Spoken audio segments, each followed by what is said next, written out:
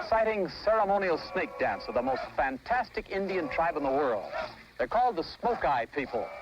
The thrilling spectacle with its weird chanting, the rattle and tom-tom, the fantastic steps, and the real live snakes is an age-old prayer for rain and abundant crops here in the arid Southwest.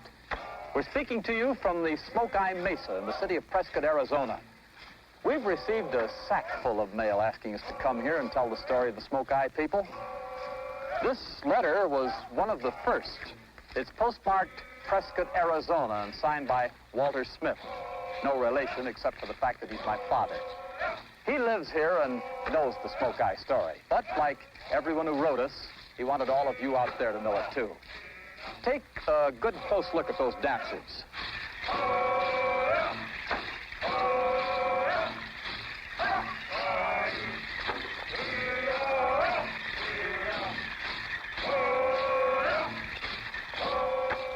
The Smoki are not an almost extinct tribe of Arizona Indians. They're white men.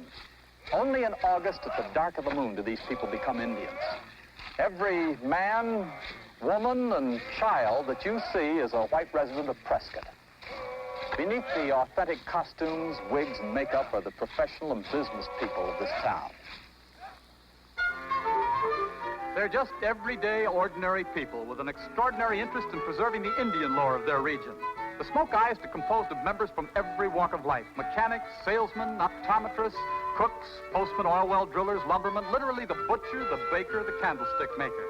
There are more than 300 men and women in the Smoki tribe, and each of them gives unstintingly of themselves, spending arduous weeks in study, preparation, and plain hard work to become realistic Indians for just one day. A new chief is elected every year. He's given a tribal name based on the kind of work he does. A man in communications became Chief Smoke Signal. Another working in soil conservation was dubbed Chief Adobe. This past chief loves to cook, so he became Chief Kiowa, which means food in Navajo. Every one of these men are past chiefs of the Smoki people, and each is known by his tribal name. We're inside the Smoki Pueblo. Usually only members of the tribe are allowed in here. This is the center of their social and tribal life. Just as soon as the Smoki ceremonial is over in August, the tribe begins preparations for the next year's dance. 12 months of work lie ahead. A new chief is elected, and the council and planning committee select the theme for the coming year. They research every aspect of each dance, and the Smoki see to it that every costume and body marking is absolutely authentic. These white men are the only Indian tribe in the world that perform dances of all the other real tribes. At their ceremonials, you may see dances of the Navajo, Zuni, Apache, Crow, Cheyenne, Comanche, Kiowa, Sioux, Hopi, or Shawnee. Members of the tribe refer again and again to the compilation of data supplied by the research group. Everyone has a job, and they devote 20 to 30 hours a week to their chores.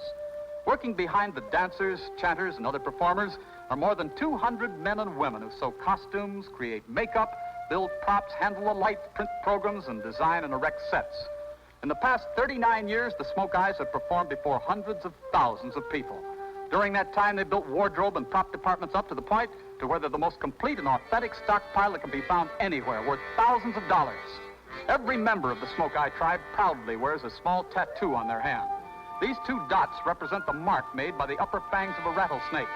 Squaws are tattooed with two slash marks, which stand for the lower rattlesnake fangs. After 4 years' service as a Smoki, 2 more dots may be added.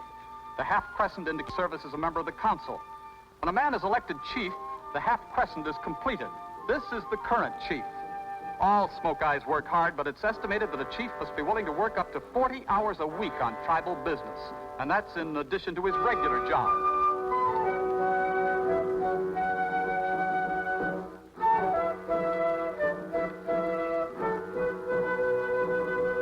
The Smoki are vitally interested in all aspects of Indian life. That's brought home vividly to anyone who visits their museum. Housed here in the museum are literally hundreds of archaeological and ethnological treasures, including artifacts traced back to prehistoric days. Some of the display models are so realistic they look like full-scale originals.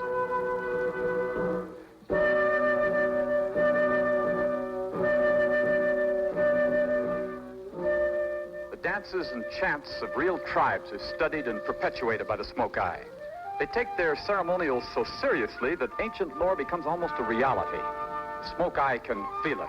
And the spectators can feel it, too.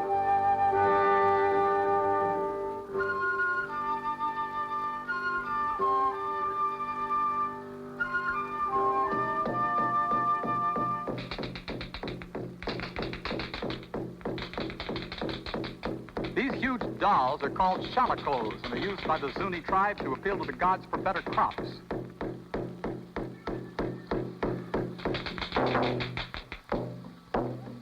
This dance, perpetuated by the Smoke Eyes, is called the bandanoki.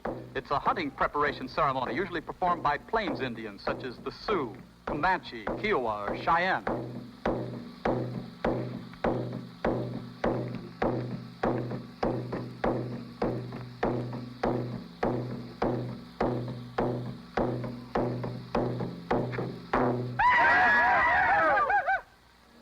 These weird outfits and headpieces are exact duplicates of those used by the Zuni tribe in their dance paying tribute to the courier gods of the rainmakers.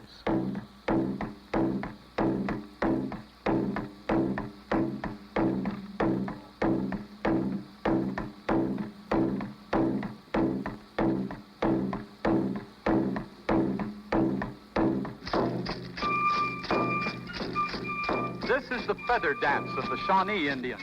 It's a ceremonial dance usually performed to entertain visiting tribes. Every piece of wardrobe, makeup, even the gourd rattles are correct down to the smallest detail. It's hard to believe these men are not really Indians at all, but white men.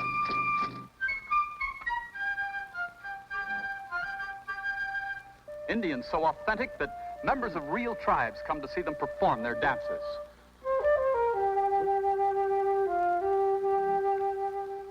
Backstage, the transition is beginning. Wigs cover white man's hair. White man's body is darkened with makeup.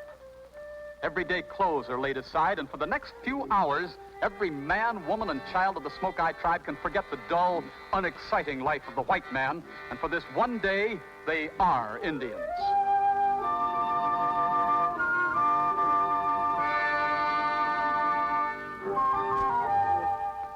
The change doesn't just happen because of the wardrobe and makeup. They've been working for this moment for a whole year.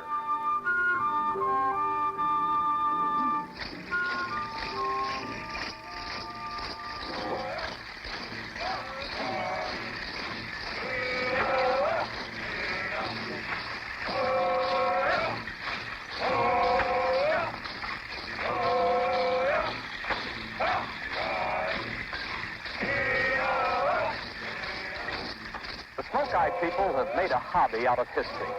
Watching them dance gives you the sensation of being transported into another world, a mysterious world returned from another age.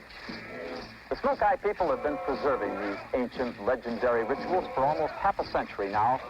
As long as they continue, dances like the Smoke Eye snake dance will never be lost. Let's watch the ending.